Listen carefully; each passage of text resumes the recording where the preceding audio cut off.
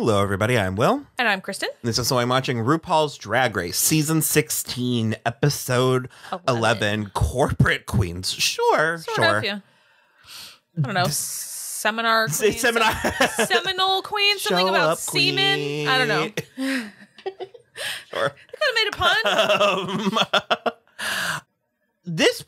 I'm going to say this was a good episode. It's pretty good. There's a lot to unpack. There's a lot to talk about. You didn't particularly enjoy the experience of watching the episode because every season there is inevitably going to be a very awkward challenge. There's going to be usually a comedy challenge, usually like a stand-up comedy challenge. Or like a roast, or like where like one of them's too mean, and like something. I gotta like say, that. I gotta just say, this is a lot to ask of someone, and it absolutely falls under the wheelhouse of the type of thing you would want or expect You have to work a room, a performer and drag, because there's an element of like burlesque and like nightlife to drag and all that. It's absolutely a reasonable request, but it is a lot. Yeah, I agree. And especially to then make them work in teams and only give them between 8 and 18 hours. That's the thing for me is I'm like, I guess personally for my enjoyment of the show, I would really love to know what a timeline of filming the whole season looks like. How many actual weeks are we there? Or is this like day after day after day? It's usually in 2-day chunks. Okay. An episode of Drag Race is relatively 2 days. However, sometimes there are weekends in between that. Okay. So it's like they could start something on Friday, have Saturday, Sunday, and then there are times where they are given more time than that. Sure. But I think when they say next week or this week, it's usually 2-day chunks is the general. So that then, for me, like, I agree, because this is very tame in comparison, but one of my favorite competition shows is the Great British Bake Off, and they are in the tent Saturday and Sunday, and then they go home to their homes. And they're isolated. They're isolated in hotel rooms. The bakers go back to their homes for Monday through Friday every week, and then they arrive back at the tent. And so I'm like, you get a reprieve. That's your caliber of... And I'm not arguing that this needs to do that, obviously, because like America's way bigger than England, no matter what apparently Europeans think of it. So there's no way to send them back home and like do stuff like that. But I do think that there's also a real world quality where they don't want they want to keep them in this moment. I understand diffusing that tension. I understand. It just like it stresses me out because I'm like, I feel like you're right. Like you don't have enough time to rehearse on like, again, and it's several layers deep where it's like a seminar, kind of like a TED Talk, but it has to be funny, and it's about drag, and it's about this specific part of drag, and you need to do all of this. I don't know. It's a very tall ask. Lot to be like, and also it's tomorrow. And so in that regard, I think that Plain Jane and Q were the most successful. I agree. I don't think they were the funniest. No, but as a unit, they were the most successful. It was the most cohesive. Yeah.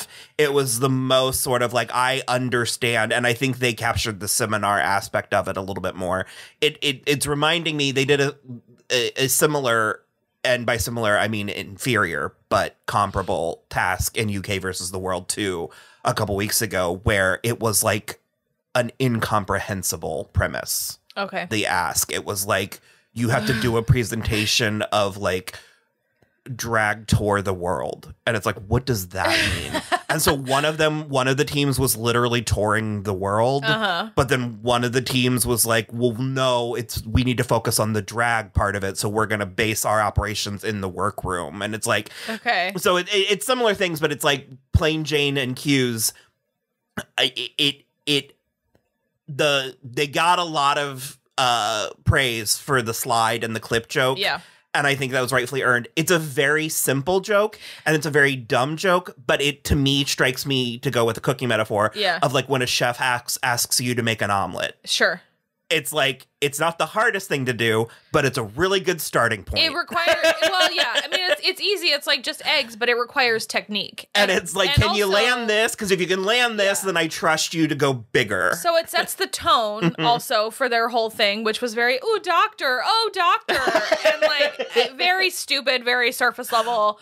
But well, they also had this like this chemistry, this like bubbling under tension. It's the most I've liked Plain Jane. I agree. And actually, that kind of carried over through the whole episode for me because minus she was very salty in the opening. Yeah, yes. she couldn't quite. That's true. She couldn't quite handle the realization that by Mhi'ya doing less than her. Yeah. Last week, Mhi'ya did worse than her, so she very benevolently gave her potion. Yeah. But she didn't follow that through to its conclusion, which means that she might have been in the bottom. She would be the worst because 100%. But okay, so disregarding that, I think her attitude in this episode was much better. I think working with Q was like the right way to like the way it played out was very satisfying, and I think even with all of the emotional Q stuff in this episode, I think Plain Jane played it completely right. Like everything about that was like, I don't know. It just like made me feel nice feelings. They embodied a tension that is, in my opinion, is tricky to do with the drag queens, where it's like, especially like, yes, in the workroom, but especially in the presentation, there was almost a sexual chemistry between them to the point where we were anticipating them kissing. Yeah. And I think that is an accomplishment. I think someone might think that goes without saying, but it's harder than I think one would think it is. I agree. Because it can a little bit be like herding cats. Yeah. I do think that Saphira and Mhi'ya were funnier. They were very funny and very enjoyable. Yeah, but Morphine kind of let that down a little. I really felt for Morphine. I've come around a little bit. I've warmed up to Morphine. She might have just been one of those, when you have that many people in a room, you're just inevitably going to lose track of some people. Yeah. And I really related to her. It caught me all 3 times they showed her fumble. Yeah. Because it caught me. I gasped every time from a place of relating to it. Where it's that panic that you think, oh shit, I just fumbled this. I need to acknowledge it. And sometimes you do. Yeah. But she preemptively acknowledged it, which just shone a spotlight on it. Well, it also wasn't like, there's ways to acknowledge that you're bombing that are still funny. And it's like they told her in the criticisms, it's like, no, I told it right, you didn't understand. Like that, you don't just go, well, that's me bombing. You have to like, and if you do, you don't do that part until you're like at a Utica level of bombing. Yeah. For sure. I'm gonna go ahead and say I love Saphira. She's one of my favorites, and she's one of the takeaways. Yeah, I think she's great. She did fumble a little bit herself. Now, granted, she recovered it, but it's what I had said previously, and I got a lot of heat about it, where I said that she had a quality, and the phrase I used was unpolished. I think I'm the one that said it. And it hit people really wrong, and I get that. I get how it might have sounded wrong, and I definitely didn't mean it from a place of being dismissive or a place of... I don't think she's amateurish. No. But I think that in the confines of this competition, which relies quite heavily on design, she is weaker than Q and Mhi'ya. I don't know that I feel... And that is also taking into account last week's outfit, which was spectacular. Yeah, I was going to say, I don't necessarily know that I feel that way anymore, but is how I feel about it is similar to the distinction that is often drawn between, like, knowledge and wisdom. Sure. I feel like she has a very lived experience when it comes to a lot of this stuff. Like, when she's good at something, she's good at it because she's done it. Where sometimes someone can be good at something because they know a lot about it. Sure. And again, I'm not saying she doesn't. Yeah. I think she does know about it. But if anything, what I was trying to say about that is I think she can be better. Mm-hmm. Like, I'm saying she's so good, and yet somehow she can even be better. Yeah. And they say every queen has a glow up after the show, and I can't wait to see her on Pit Stop next year. Yeah. Like, I can't wait to see how she's able to take the opportunities and the successes and use the springboard into the next step. Because I am completely fine with her having 3 wins. I don't know that I would have given her the win for this. I would not have. I actually, if we're going there, I probably would have given it to Plain Jane. But Plain Jane or Q. Either one.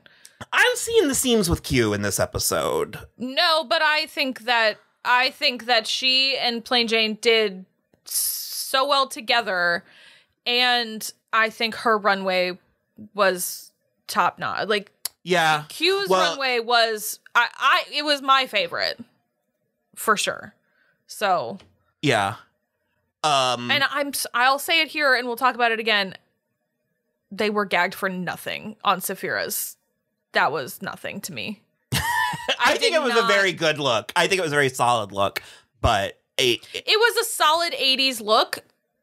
It was not as interesting as most of the rest of them. I wanted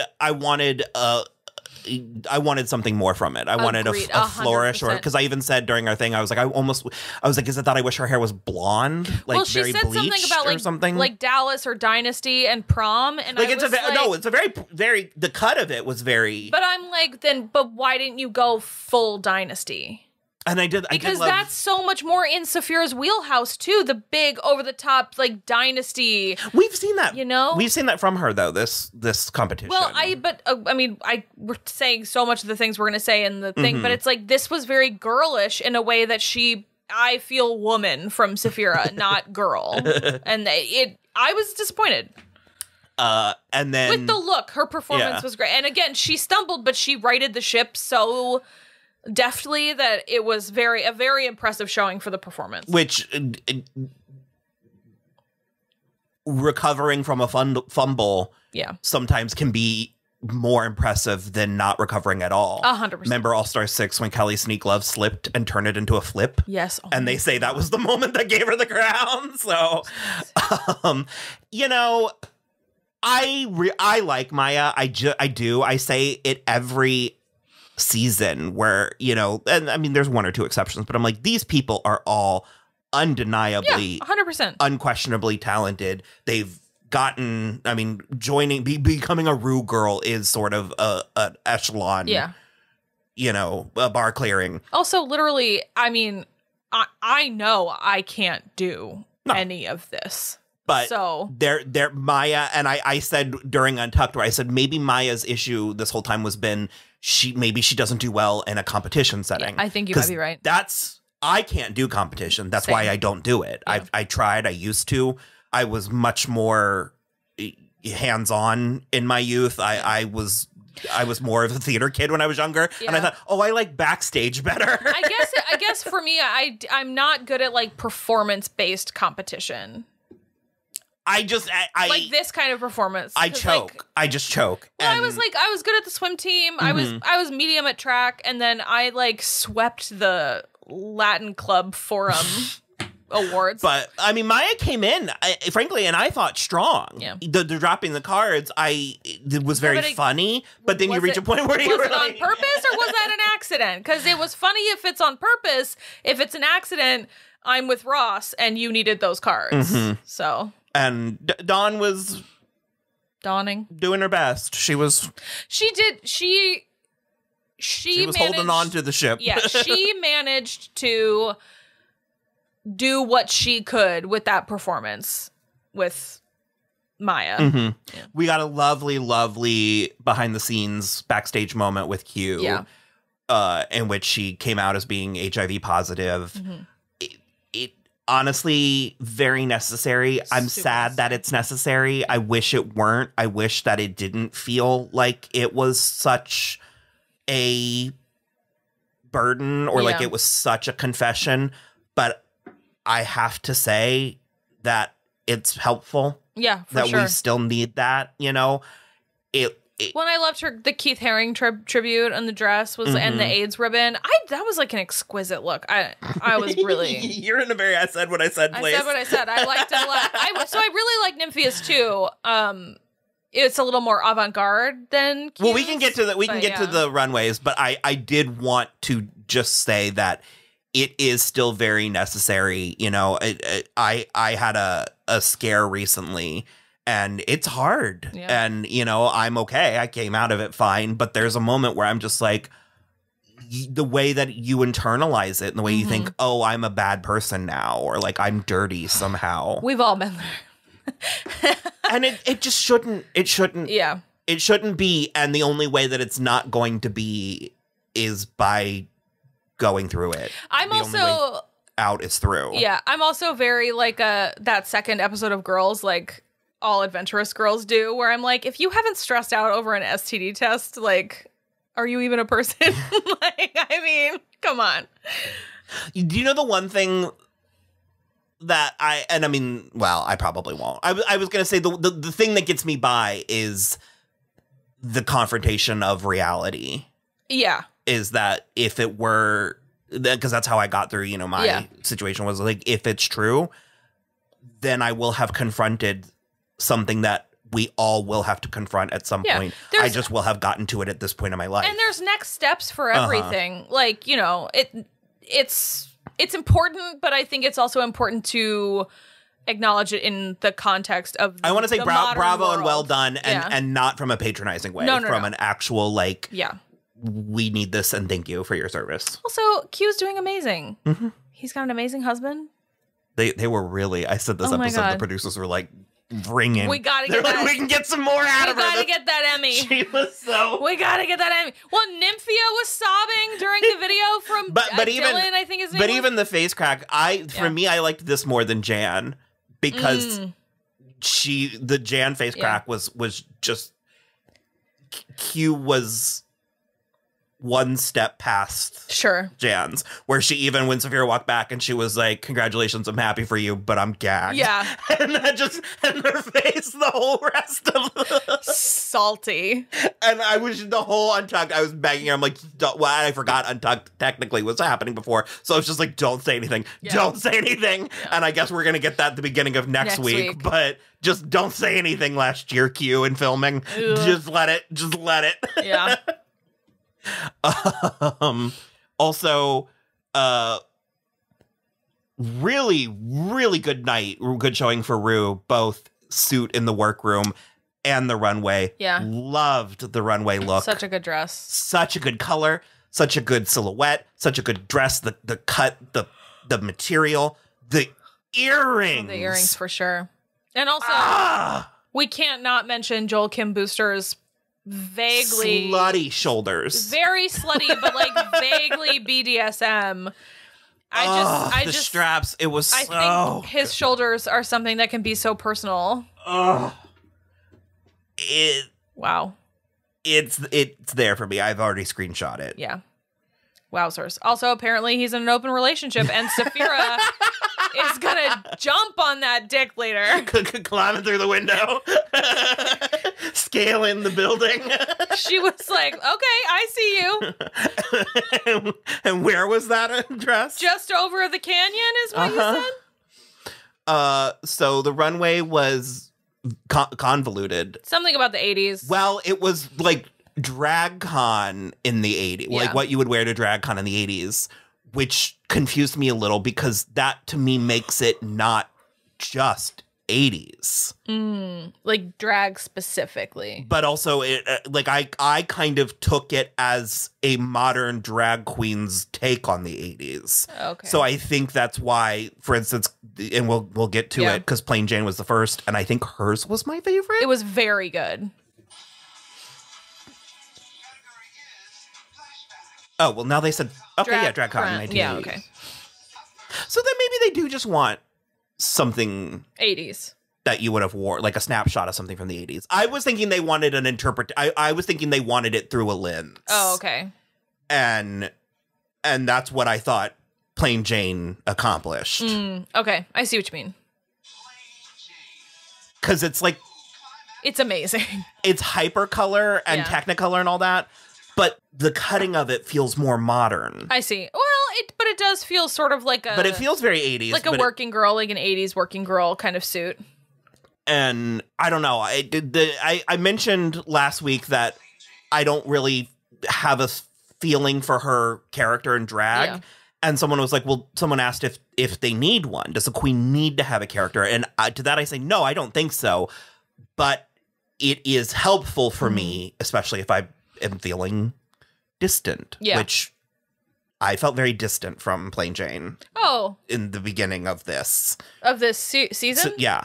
I didn't like her. I didn't like her attitude. Well, I didn't like and her. And so I felt kind but of I didn't like... feel distant. I was very present with what she was doing, but I didn't like her. But I've liked her more as it's gone. I've liked her more as it's gone. But this is amazing. This fabric is something else. Well, I just love the oil spill.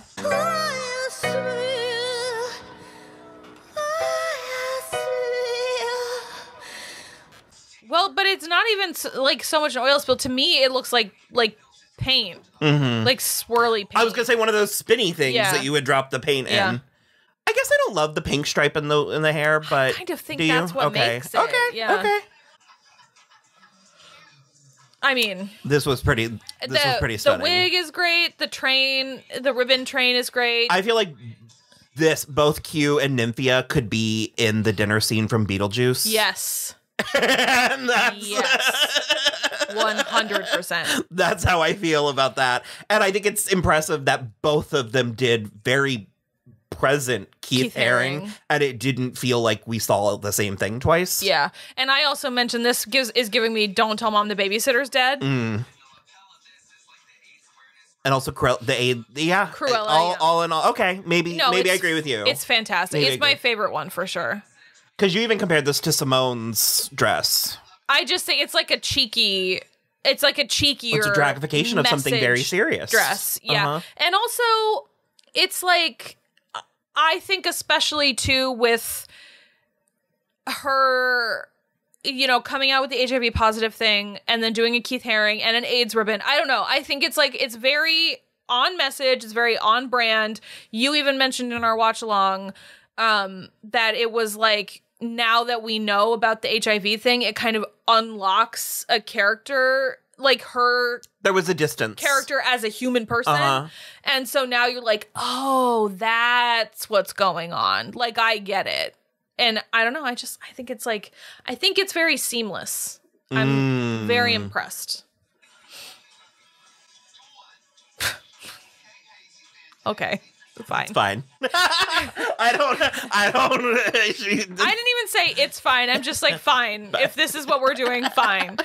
It's whatever. It looks kind of like Lisa Frank Thunderdome. Kind of. It's whatever. It is punk. I mean, I like the pink, blue, and black. Yeah. But yeah, I'm with you where it's like, okay, Dawn, but like, what are you? Like, I don't know. You're going to go full Marianne season 2 of True Blood. What are you? I wanted to say about Mhi'ya, and this is the kind of thing that I think is extra because ultimately we are watching a TV show. Yeah. And what is there is, it is sort of the end all be all. So when you find out the behind the scenes stuff, I think it's beneficial and it's helpful. But it shouldn't be required in order to watch the show. Sure. And so apparently this has like become kind of an issue, but because the stakes have been raised so much for Drag Race, there can be an issue with queens needing too many looks and too many costumes, and designers take on challenges and then don't follow through. And so apparently like when the night before her plane flight, Mhi'ya didn't have like 6 of her dresses. It was like 6 of them they just didn't finish them. So she was going to quit, and I think she said her mother, I don't remember, but was like, come on, you're not gonna not do this, you're gonna do it. So she was just pulling shit she had. Okay. And that does explain why I think some of the looks, I'm like, this is a really good if not my favorite Mhi'ya, this is up there with last week's Red. The Red was and good, I liked the performance that they gave her, the Oompa Loompa. I've liked stuff of Mhi'ya's, and this is one of the better. I do agree with Michelle that if this had been corseted, it would have really popped. The Patti LaBelle wig is so good. But the color is exquisite. Uh-huh. And the wig is fantastic. I just also do think we've sort of seen this. She's worn like a skin tight jumpsuit twice before this, I think. So it's like the color's doing a lot of heavy lifting for me. But the silhouette of the train. And the silhouette of the train is fantastic. But I do think, yes, if it was corseted, like Michelle said, it would have really added an extra element to it. But I mean, she doesn't look bad. I think she looks great. The ruffly, shoulder pieces too are great. I'm not mad at it, but also I just, with the performance and the track record, it's just not, for me, it's not enough. I mean, I think it's very good, but I guess I wanted, I think you're right. I do love the big clips. I think that's funny. Yeah, the big clips that they're are fun. So exaggerated. I just think something more elevated. More, I almost wonder 80s elevated. Like, do I just wish it was pink or something? Maybe, because I know that this is this almost I know that this is how we dressed in the 80s. I mean, I think I agree. I think I just expected something a little bit more. It's almost just like Lorraine's dress from Back to the Future, but black. Mm-hmm. But I don't know. Yeah, something about it. I mean, it's fine. This doesn't give me it does give deflated Dolly Parton, and I don't care for the ass. No. I'm done with your ass, Morphine. I'm done with her ass. Yeah, sure. For me, this is a look that if this look was in an 80s setting, I wouldn't question it. Sure. But nothing about it would I necessarily identify as 80s. I'm going to more of like a West, like Best Little Whorehouse place with it. Okay. Than I am. Well, and part of the thing for me is my problem is Morphine's face has seen TikTok. So, like, 80s does not work, like, anyway, for her. Okay. So much glitter everywhere, too. Because I did like what Angeline wore to her bat mitzvah. That's very funny.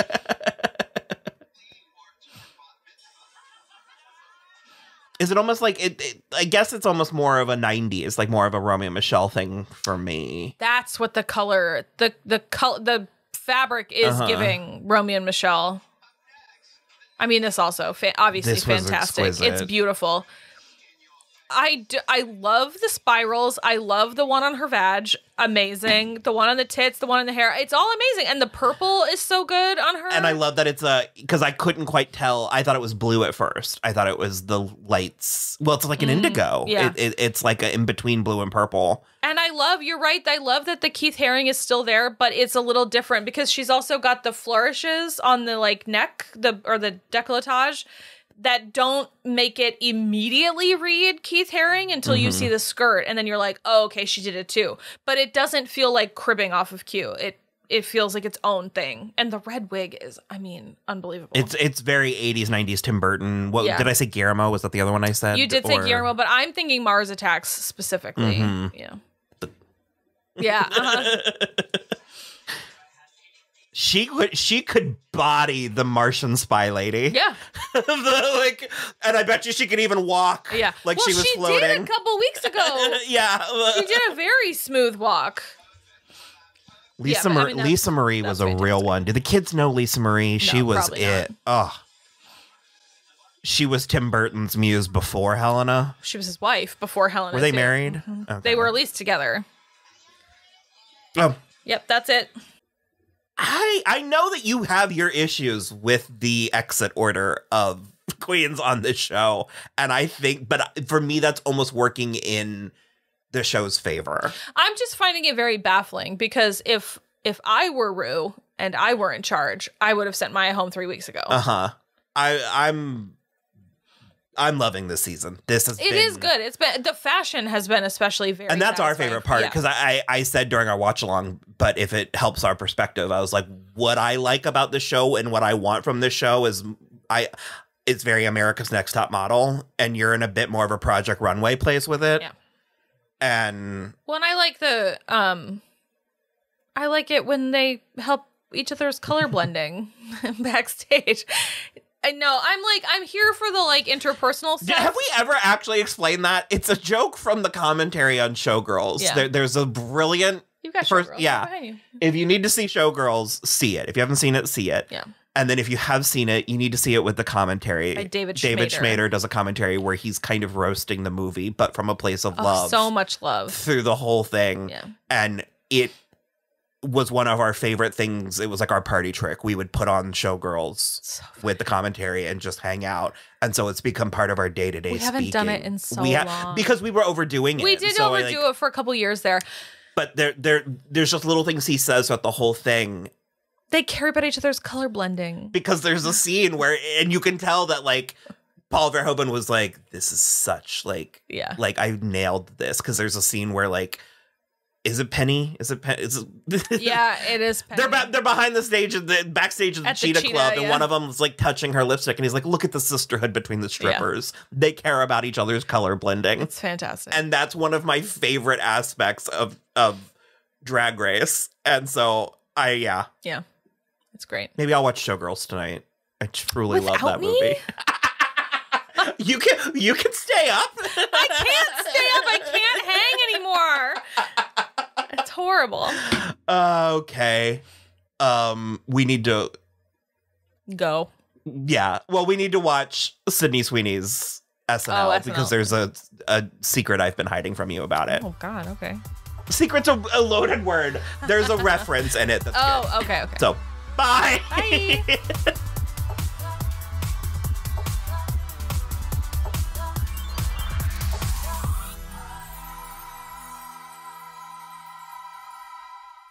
I'll just tell you, because you'll forget, Gina Gershon makes an appearance as herself.